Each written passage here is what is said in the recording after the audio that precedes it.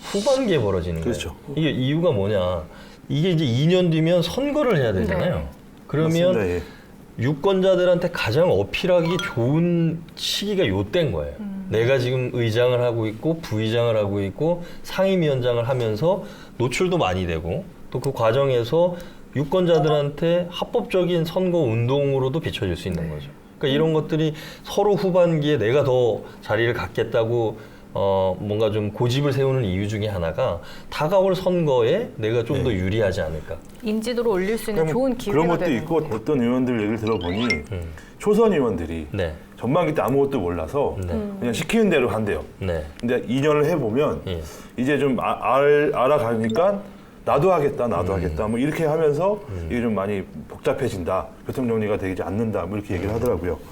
2년 전 도의회 전반기 의장단 구성 과정을 보면 이제 한금석 전 의장님이 네. 되실 때죠. 예.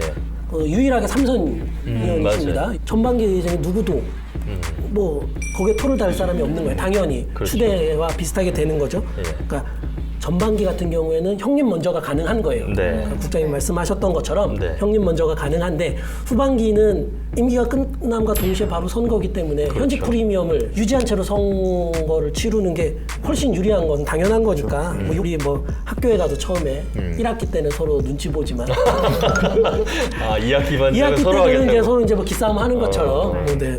정당에서 이런 것들을 은연 중에 부추기는 경우도 좀 있는 것 같아요. 예. 또 그다음에 특정 정당에서 이렇게 해라 저렇게 해라 뒤에서 지휘를 한다고 얘기하는 경우도 있는데 반대로 얘기하면 결정적으로 선수가 높은 고창급 의원들이 중재를 하는 리더십이 사라졌다는 거예요. 과거 같으면 다선 의원들이 나서서 자 이번에는 뭐 A당은 이렇게 가지고 B당은 이렇게 가는데 이런 걸 어떤 타협할 수 있는 여지를 남기는데 지금 그런 것들이 리더십 실종됐다는 거예요. 중간에. 그러다 보니까 이게 협치라든지 상생, 양보 이런 게 다 사라지는 거죠.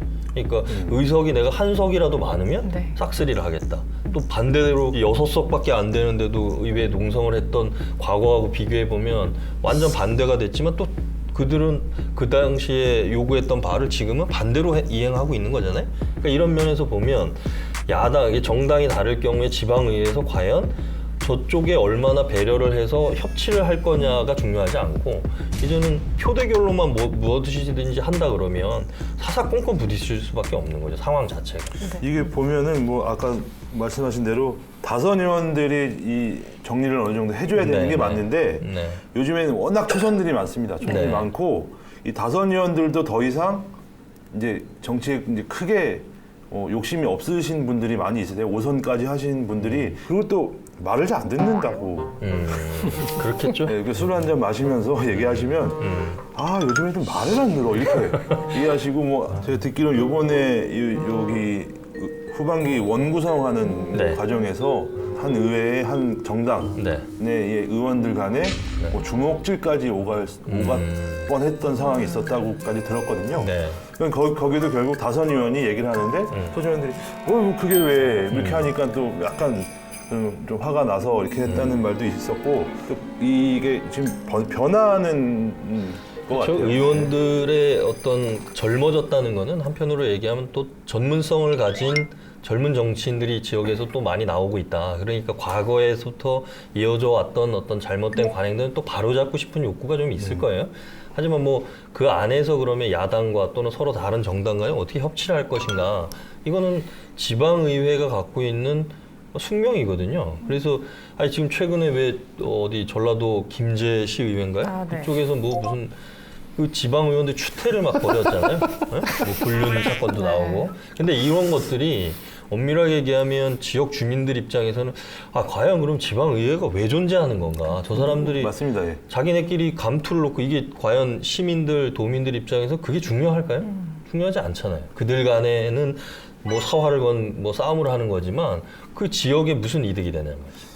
이런 와중에 지금 네. 순조롭게 의장단 선출한 곳들도 있습니다. 그런 어디 것도 한번 있죠? 짚어보면 네. 좋을 것 같은데요. 평창 정선 같은 경우는 여기가 민주당이 다수예요. 그러니까 전체 아. 의원이 7명인데 네네. 모두 다 만장일치로 의장을 이번에 선정을 했습니다. 네. 그리고 영월 같은 경우는 의장, 부의장 이번에 처음으로 둘 다 여성 의원. 여성으로. 아. 인제도 비슷하게 의원 7명의 만장일치로 여성 의원을 의장으로 선출을 했고요. 이게 의정사상 처음으로 비례대표가 의장이 된 거라고 합니다. 그래요? 인제군은 이런 경우가 있다고 하더라고요. 아니, 근데 실제 우리 의회, 지방의회 역할에 대해서도 많이 그 논의를 했지만 도정을 뭐 도청 출입하면서 그 지방의회, 강원도의회가 갖고 있는 여러 가지 강원도에 대한 견제, 감시 또 뭐 여러 가지 역할들 있잖아요. 예산 심사 역할. 현장에서 보시면 좀 어때요? 사실 뭐 거수기라는 비판 굉장히 많이 나오고 네. 있죠. 뭐 레고랜드 문제라든지 알펜시아 문제, 또 최근에 플라이강원 네. 뭐 재정지원 문제라든지 집행부가 요구한 것 중에 안 된 게 없습니다. 아. 사실 안 된 게 없지만 뭐 그 안에서 뭐 건전한 토론 논의가 전혀 없었다라고 말하기는 조금 어려울 것 같고요. 거수기라는 비판 분명히 감수해야 하지만 네. 사실은 또 정치적 여건이 좀 바뀌었기 때문에 강원도 최문순 지사에게 힘을 또 실어주는 어떤 정책의 그런 것- 일관성 뭐 이런 것. 그게 뭐 옳다, 네. 또 그르다, 네. 뭐 이렇게 같이 판단하기는 조금 어려울 것 같습니다만 네. 분명히 정치 지형이 바뀐 건 사실이기 때문에 모르겠어요. 근데 그만큼 탄력을 받고 있는지는 모르겠지만 뭐 어쨌든 우리가 과거에 생각해 보면 그 당시에 보수 정당이 도의회에 다수를 점하고 있을 때는 매번 강원도가 뭐만 내면 바로 자르고 통과 안 시키고 뭐 여러 가지 있었잖아요. 강원도 교육청도 특히 네. 무상급식이라든지 뭐 여러 가지 교복 지원하는 문제 뭐 이런 것 때문에 도의회하고 매번 사사건건 싸움만 했었는데 또 반대로 같은 정당의 도지사하고 또 도의회 다수를 민주당이 점하고 있으니까 또 거수기라는 소리를 하고. 그러니까 물론 이제 전체적인 정책에 대해서는 비판과 견제를 해야 됨에도 불구하고 또 정책이 제대로 실현되기 위해서 의회의 또 역할도 또 필요한 거잖아요.